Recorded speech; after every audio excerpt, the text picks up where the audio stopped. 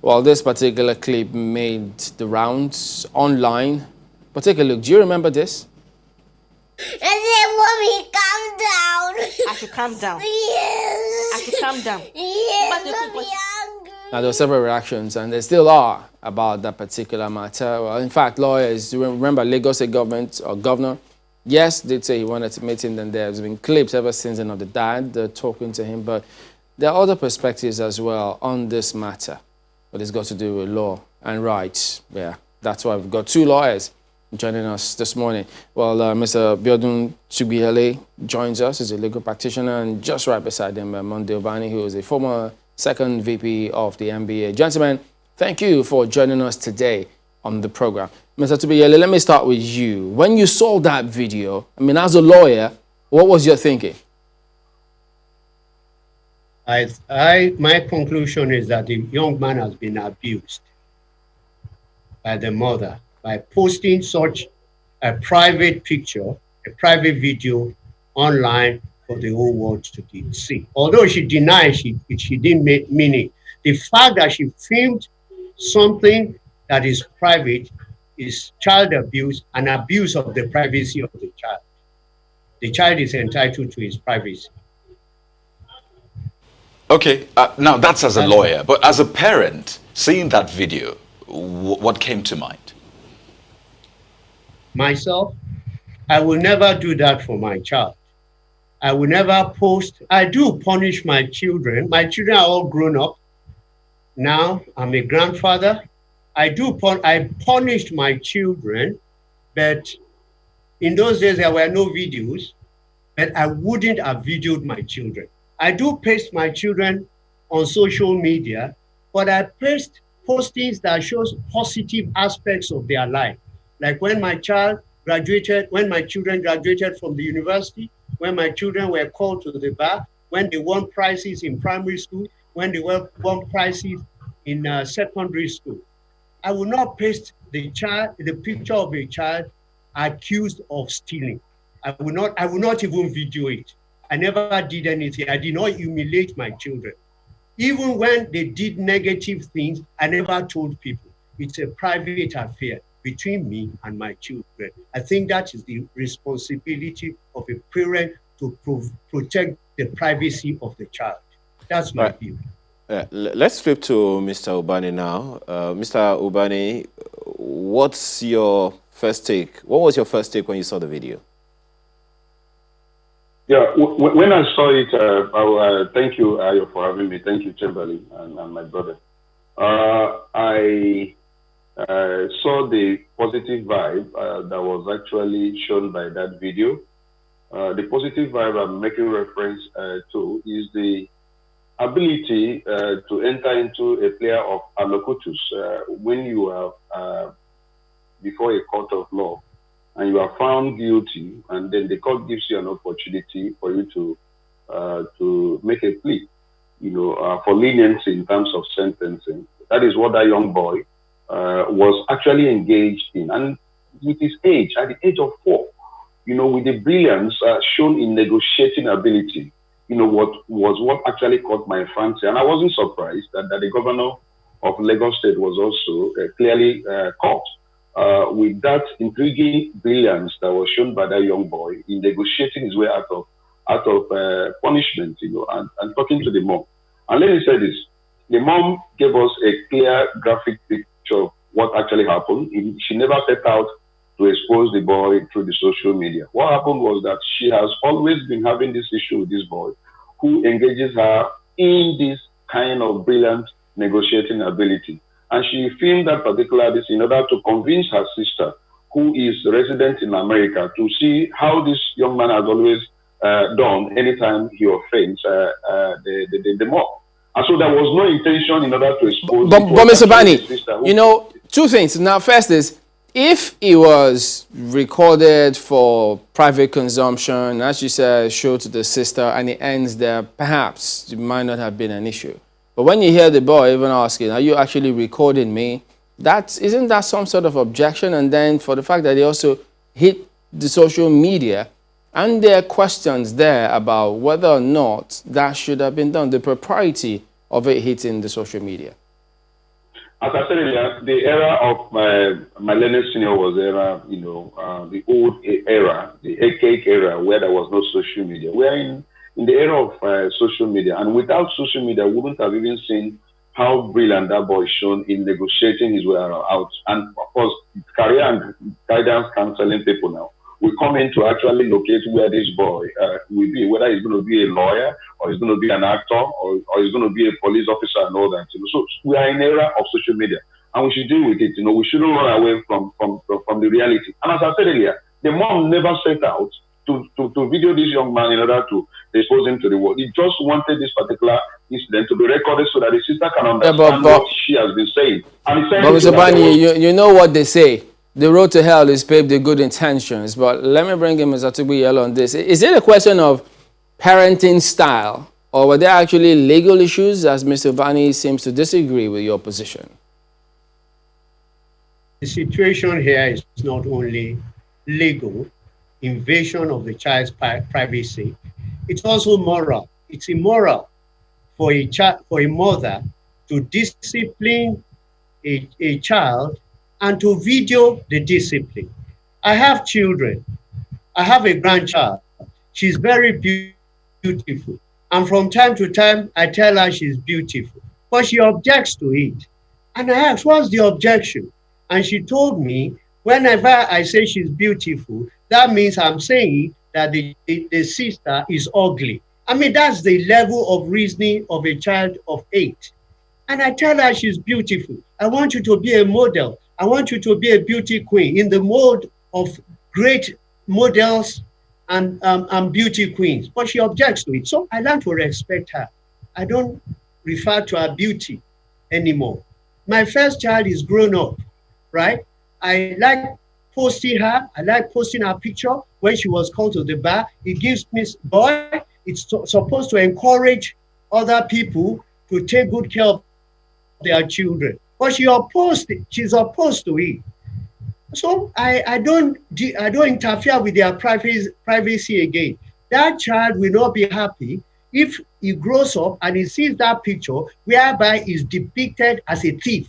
Those are very grave allegations the mother is making, whether she intended the video to go viral or not. How can you post your child and be making allegations of criminality? What will be the future of that child? That child must be watched carefully. There are a lot of people. Right. I think this conversation really centers around, parenting styles and rights, basically, what we should learn from this and what we should take away. Because how children are treated would, spell a lot for the society at large eventually. But, there's some people that saw this video and it was comic relief for them. They sat back, laughed at it, sent it to others and just thought, wow, this is an amazing young man, doing what children do every other day. I mean, this is something you find, around families and what have you. And they say, you know what, maybe every other person should even calm down and, enjoy that video. But apparently, you seem to disagree. So really, don't you think this is just a case of, let's just watch it and let it move on? Is that meant for Tugbiyele? Mr. Tugbiyele. Is that meant for me? There's nothing to calm down about. There's nothing to calm down about. The child has been mocked in public. We should not celebrate evil. It is evil to bring grave allegation of stealing and to put in the worldwide view. There's nothing to celebrate in that child. Actually, that child must be watched. He's a manipulator. He's not a locutus. He's a manipulator in the mold of some of our politicians in Nigeria. That child should be watched carefully so that he will not go on in his evil ways. There's nothing to celebrate. It's in Nigeria that we celebrate evil. We celebrate thieves in Nigeria. Somebody who steals from the government or steals from one place or the other, those are the people we celebrate, we give chieftaincy title. That child should be watched. It's not to be celebrated. The governor should call that woman and reprimand him. That is not the way to deal with a child.